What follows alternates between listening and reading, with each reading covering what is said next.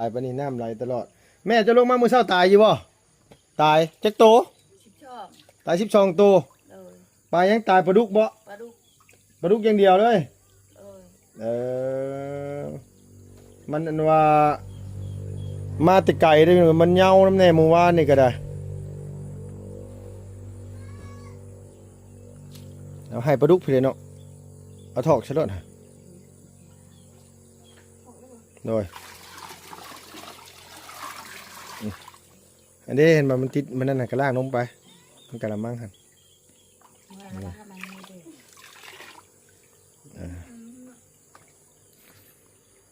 จำไว้ว่าตอนเช้าเกือบประมาณ7 โมงเช้าซ้ำนี่เลยน้องเอ้ยเกือบ7 โมงเช้าเลยก็ตอนเที่ยงกับประมาณบ่ายเที่ยงครึ่งหรือบ่ายโมงน้ำเพิ่นบ่ได้เปิดใส่บ่กระเจ้าอาบน้ำบ่แม่อ๋อสงสัยแต่งกิ่งซักเสื้อผ้าอยู่บ่เป็นหยังนะแม่บ่เปิดก็ได้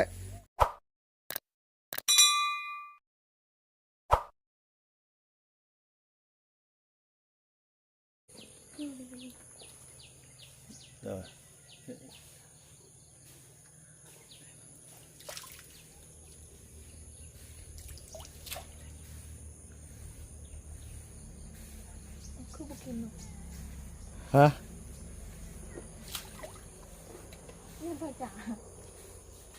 บ่รู้คือกันเด้ออันนี้ก็เด้อมันคือมิดสมออยู่แถวบ้านที่นี่เฮ้อบ่แม่อ๋อมันฉันได้พ่อบ่จักฉันได้ขึ้นมาน่ะโอ้ยตกใจเบิดนึกว่าปลาบ่กินหัวอาหารนะมันสิบ่ตายซะบ่บ่ตายแม่มันขึ้นมาแล้วโดยเจ้าของมันยันมันตายฉันว่ามันคือบุกินไม่ฉันว่ามาแล้วฮะน่ะเอาบาดที่นี่ว่าน้องน้องเลยโอ้พี่น้องไงพูดนะบุบบ่มเลยบาดที่นี่น้ำใสอยู่เนาะ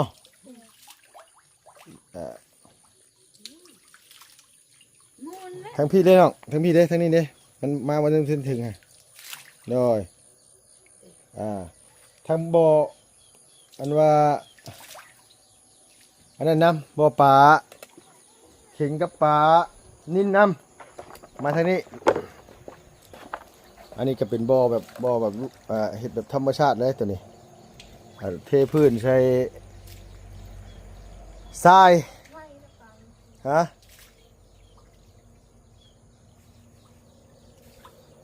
คันมีเวลาไปเอามากล้วยชุกมาแขนใช้ได้น้องเนอะแขนใช้น้ำนี่ให้มันนั่นว่ากิน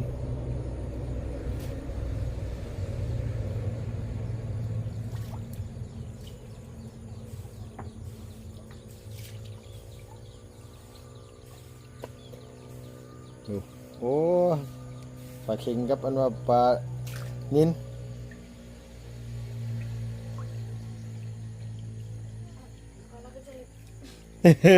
นึกว่ามันตายใช่ไหม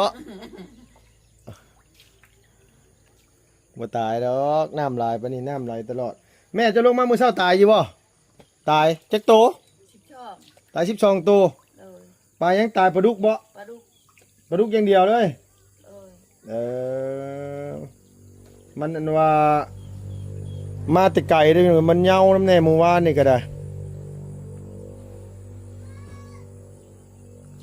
เอาให้ปลาดุกพี่เลยเนาะ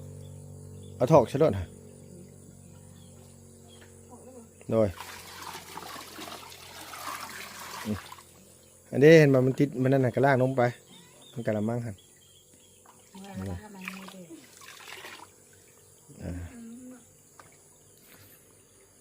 จำไว้ว่าตอนเช้าเกือบประมาณ7 โมงเช้าซ้ำนี่เลยน้องเอ้ย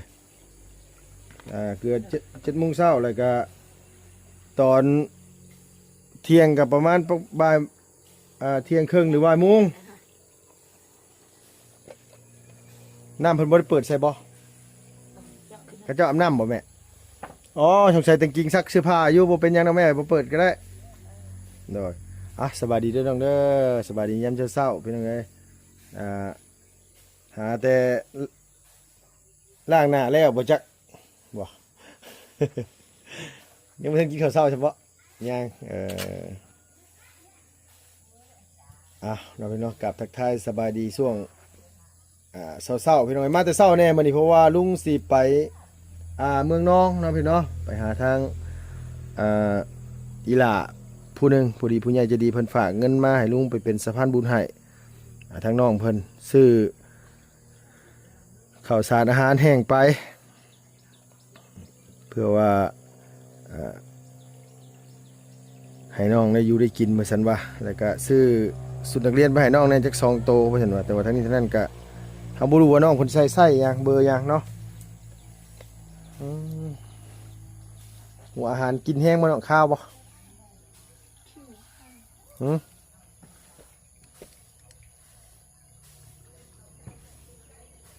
เอา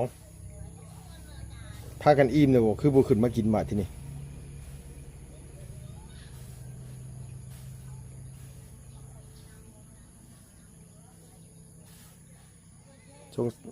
มันคุยแล้วบ่แม่นเนาะคุยแล้วบ่เจ้าวะ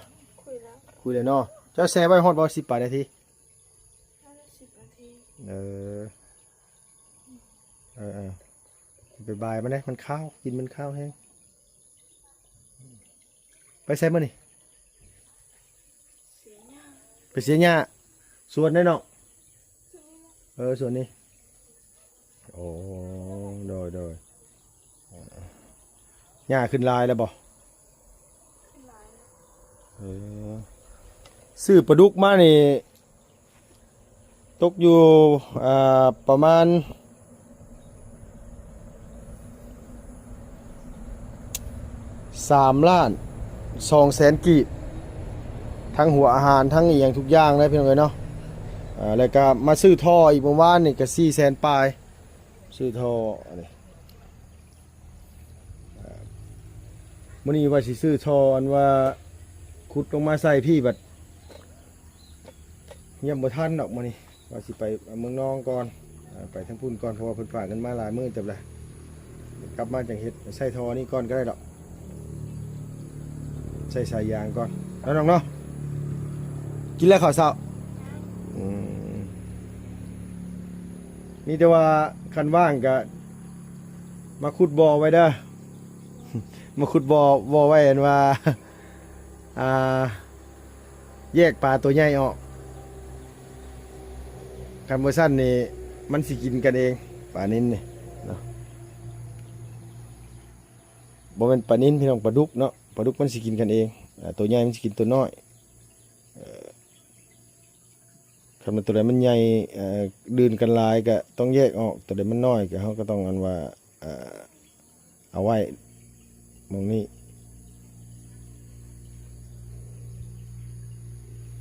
ปลาเข็งบ่ได้ตายจักตัวได้ฮะว่าปลานิ้นปลาเข็งมื้อเช้านี่บ่ตายจักตัวเลยแล้วว่ะ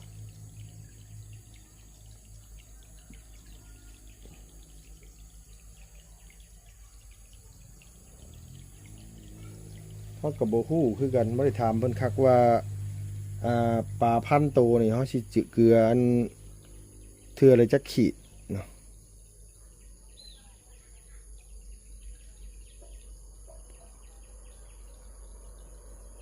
มันยังเศร้าอยู่ว่ามันก็เลยบ่กินพี่น้องเอ้ยบ่ค่อยกินปานใดนั่นน้องเนาะ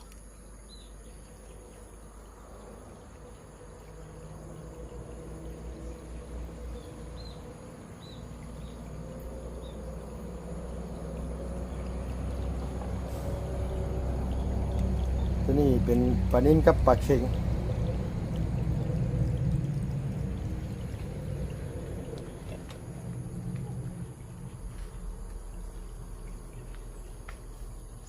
ลงมาเบิ่งเด้อ เอาสวัสดีเด้อดังเด้อโอ้คือหัวคือหยองๆว่ะว่าหัวคือหยองๆว่ะบ่ได้อาบน้ำตอนเช้าใช่ไหมนะนี่บ่อาบน้ำแต่วันโอ้ยผู้สาวยังว่าผู้สาวอาบน้ำมื้อละเทื่อเอ้าเขาจะเทิงเขาขาอุ้ยมันก็เป็นบางคนดอกขี้ข้านหั่นน่ะบ่รวมบ่ได้ดอกเดี๋ยวคนอื่นเบิ่งคลิปเขาเจ้าก็สิด่าแหมน้องอันนี้ปากดีนักตัวเองขี้ข้านว่าหมู่ขี้ข้านนำสิว่าอีกแหละฮะทานเว้ยอ้าวเบิ่งมึงไปทานเบิ่ง อยู่แถวนั้นเขาอาบน้ำที่เช้าบอก เอาขี้ข้านน้ำนี่บ่ เขา เอ ไปอาบ อ เห็นบอกเพลงเลยก็อยากไปดาวเห็นบอก ฮะ เพลงก็อยากไปดาวยามสงาย อีหยังวะบ่เข้าใจ เพลงอีหยัง ที่ว่าที่คันอาบน้ำหันลุง บ่รู้ลุงบ่เคยฟัง ภาษายังภาษาลาวเทิงนี่บ่ลูก ไปดาว ภาษาลาวเทิงบ่ภาษาลาวเทิงบ่คนลาวเทิงร้องบ่ แม่ อืมจังว่าเด้อฉันเด้อ ป้าก็เลยตายเหรอ แม่ตู้เก็บทิมน่ะมันตายหลายแล้วอะอืม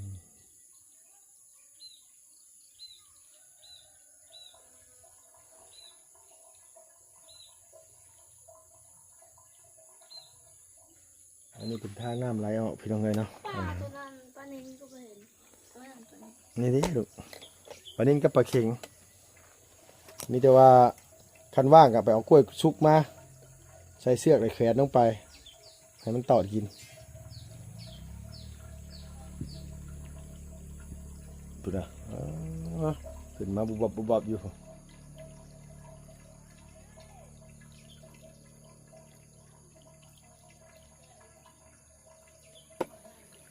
ตัวนี้ชอบดูก็ดู ลุงว่าสิถามเจ้า ลุงโทรมาเมื่อวานนี่คือโทรมาบุติดโทรศัพท์หลาน มันเพ่ เพละกูจีดละอ้าวสร้างเป็นเฮ้ยบอกซื้อมาได้จักมือจักเดือนนางมันคือตายไว้เท่าไหร่ โอ้โหชอบดูจัง ตัวซื้อมาจากร้านน่ะ ช่างเอา สร้างเอาสร้างในเน็ตเอาโอ้ยมันสมควรอยู่ดอกเฮ้ยไม่บ่าวช่างหาย เนาะอันนี้แบบว่ามันเป็นบ่อแบบบ่อธรรมชาติเลยพี่น้องแบบบ่อแบบว่าเฮาเอาดินใส่ทั้งพืชมันบ่ได้เอาอันว่าปูนเทได้ตัวนี้เนี่ยเทปูนตัวนี้มีแต่ว่าสิไปหาพักแหน่และมาใส่พี่น้องบางคนว่าบ่ซื้อผ้าอย่างผ้าอันแสลงบ่ผ้าแสลงมาใส่บ่มาปลุกแดดใบบ่เพิ่นบ่ยันมันว่ามันร้อนแดดไปซั่นว่าก็บ่น่าจะเป็นหยังหรอกน้องลุงคิดว่านะมัน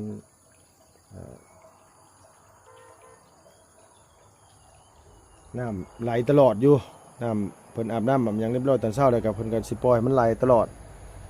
แล้วก็มันก็มีห่มอยู่มีห่มนี่คันสินี่ก็ตอนเที่ยงนี่ก็เริ่มเบิดแล้วห่มนี่พี่น้องบางคนว่าอ้าวบ่ได้แซ่บ่คือบ่ตัดอันว่าต้นกล้วยต้นหมักฮุงลงไปแซ่ก่อนจักอาทิตย์หนึงแล้วจังเอาปลามาปล่อยว่าซั่นว่าเพิ่นย่านแบบว่ามันนี่แหละพี่น้องปูนนี่แหละเนาะถ้าน้ำมันขังตลอดนี่ก็มีสิทธิ์ตายได้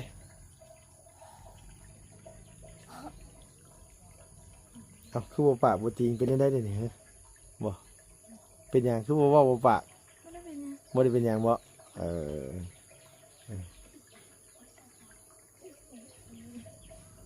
เอา สองสาวที่น้องไอ้หน้ากับหลานเพิ่นเนาะบ่แม่นตายแล้วบ่เฮ้ยบ่ตายบ่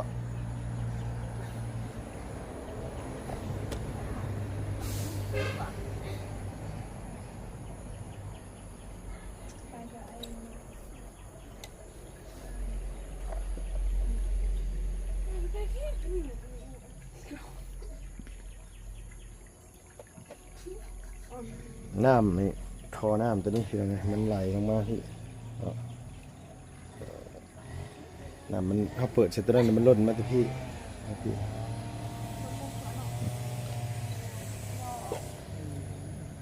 เอา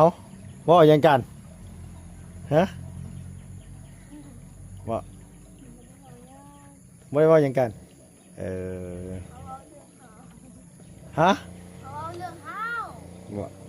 ว่าให้ฟังในเป็นยังไงพี่น้องก็อยาก ฮะ เป็นได้ไดนะตายก็ไม่เป็นได้ได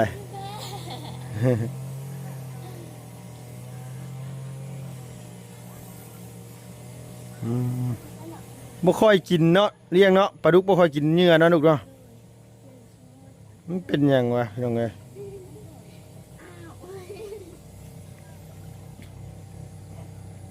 เลือดสาดเหลือหลัง ปลานิ่มก็กินอยู่ปลานิ่มน่ะเห็นบ่บุบบับบุบบับอยู่ฮะ นั่นตายเลย ฮะ ตายไม่ตายเอามันเลยต้องตายตายเคยอันนั้นเมื่อกี้นี่คือว่าตายเคย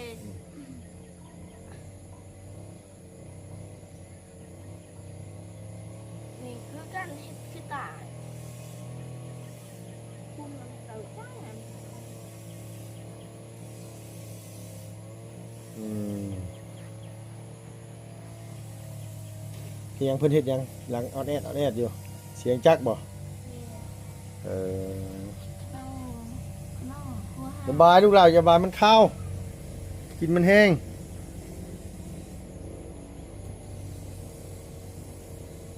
นี่เดี๋ยวว่าพยายามบ่อยากให้เกลือแต่อาหารธรรมชาติล่ะอันบ่แม่นอาหารนั้นว่าหัวอาหารลายเอาอาหารธรรมชาติมามันกินน้ำคือปลานิ่นี่ก็เอามากล้วยสุกค่ะแล้วก็ผักกระเสกบ่แม่นยอดมะกระถินนี่ยอดมะกระถินมันก็กินยอดมะกระถินก็กินปลานิ่ปลานี่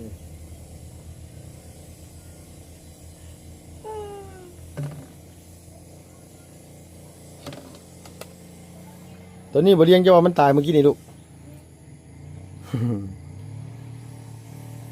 ว่าตีงเลย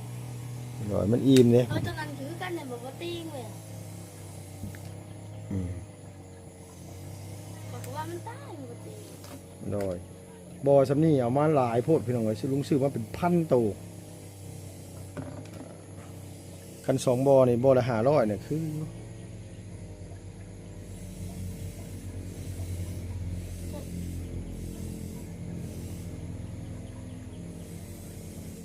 นี่แต่ว่าตัวไรง่ายก็คัดออกคัดแยกออกเลี้ยงว่างจะมาขุดเด้อเลี้ยงเด้อขุดคลองนะลูกเด้อ ด้วย เฮ็ดเป็นบ่ คุณกินทองมันจะแตกยังตายด้วย ฮะ มันกินหลายบ่ คุณแบบใดลูก อ้าวก็เดี๋ยวลุงสิบนี่ลุงสิบพาขุดหรอกจ้างลุงนี่แหละคันพาอันนี้ในกินโมกมีจ้างแต่งไหนคันว่านั่นน่ะ พันคุม ฮะ คุม1,000ว่าเนาะผมมี10,000 ทั้งมือลุงคุณ อู้ยมันสิพ่อมืออย่างนี้นั่งไง มือหนึ่งจะพันสองมือเช้าพันเจ็บมือจะแช่หนึ่งลูกให้ช่วยคอยเอาหวานแล้วมือนี่เห็นบอกได้เงินเลยบอก คือเป็นบ่อปะคือเพิ่นเฮ็ดบ่อปลานี่บ่2บ่อเฮ็ดเกือบ2อาทิตย์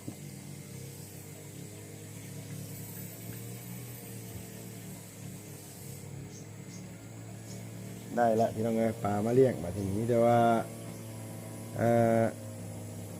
สิซื้อแยงให้แล้วมากั้นจังนั้นมันใหญ่เลยยังมันกระโดดออกมีแต่ว่าซื้อแยงมากั้นย่านนุกมานุกพ่อนี่ก็นุกกินได้นางเลยนุกมาพ่อมันแซวกินใช่ไหมนี่ก็ปลาเข็งปลานิลเอาสองอย่าง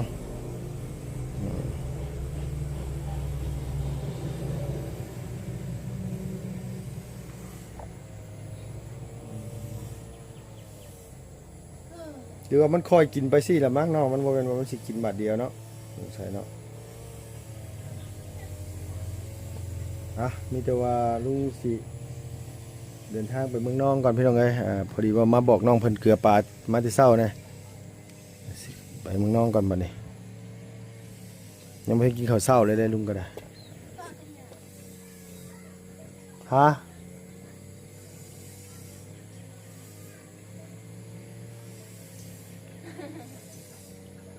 ใช่เพิ่นคือบูเสียบน้ำเลยเฮ้ย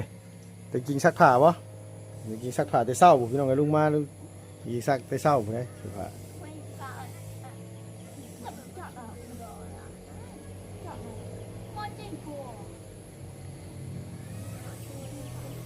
นี่แหละนี่แต่ว่าลุงสิถ้าทางไอ้สร้างเพิ่นมาจดแต้มเมืองไม้พี่น้องเนาะมันก็สิสร้างไม้มาให้ทางสาวกงมีเฮ็ดเพื่อนน้องเพิ่น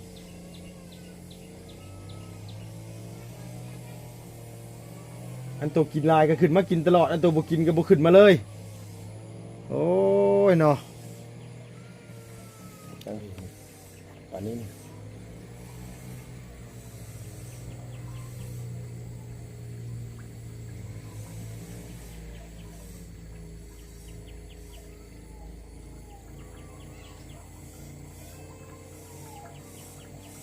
น้ำมันบ่ไหลปานใดโอเคซะน้องเอ้ยเห็นว่าฟ้าวไปเสียหญ้าน้องเพิ่นสิไปเสียหญ้าแต่เช้าตื่นมาแล้วก็มาเกลือปลาอาบน้ำแล้วบ่ดิบ่ได้อาบน้ำโอเคเอานั่งลูกหลานสบายดีเด้อแล้วเรียงไงโดยน้องพี่น้องสำหรับคลิปนี้กันพอดีว่ามาบอกน้องเพิ่นเกลือปูเกลือปลาวิธีเกลือก็นี่แหละมีแต่ว่าสังเกตเบิ่งนั่นนะคันว่าตัวมาสำใดแล้วคันตัวมาบ้านน่ะมันเหลือตัวมาเกลือที่2มันยังเหลืออยู่น่ะเจ้าลดอาหารลงลดหัวอาหารลงยันมันนั่นว่าเหลือลายเนี่ยนะคันตัวที่มันเหลือนี่เฮาก็ซ่อนถิ่มก็ได้หรือว่าไหนๆคันว่าน้ำมันไหลผ่านตลอดบ่ซ่อนก็ได้คันว่าน้ำมันขังเฮายันว่าหัวอาหารมันเน่าเนี่ยปลามันสิตายอันนี้น้ำมันไหลตลอดแล้วบ่เน่าบ่ได้ดอกมันบำบัดได้อยู่แต่น้ำนี่แหละพี่น้องเอ้ยเนาะคันว่ากอหน่อไม้มาปลูกหน่อไม้บงหวานมาปลูกนี่คือสิ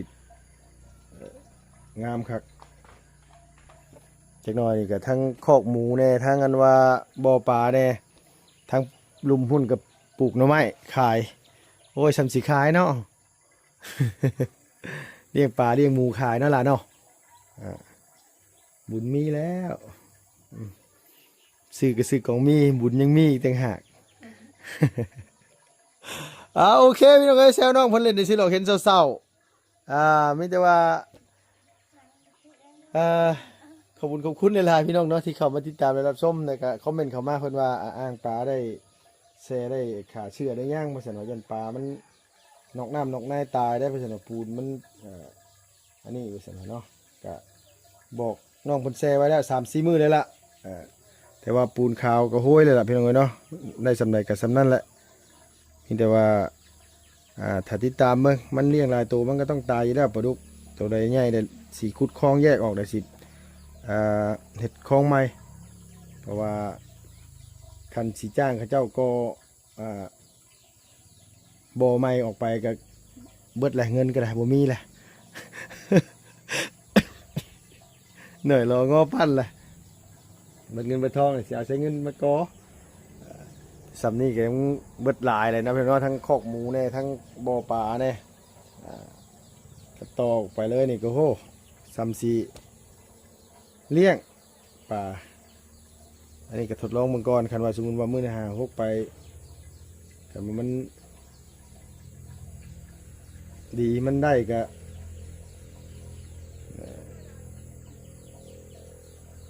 จังว่ากันอีกทีนึงนอกก็มีเนาะ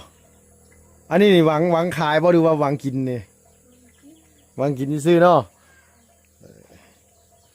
ขายนี่คือ10 กว่าทันหรอกเนาะรอบแรกเลยกำลังเฮออยู่ต่อไปก็เริ่มเบื่อปลากันแล้วบัดนี้พี่น้องเอ้ยไปแล้วพี่น้องเอ้ยเนาะอยู่ดีมีแห้งเบิดสุขุสุคนพี่น้องเอ้ยสบายดีเด้อ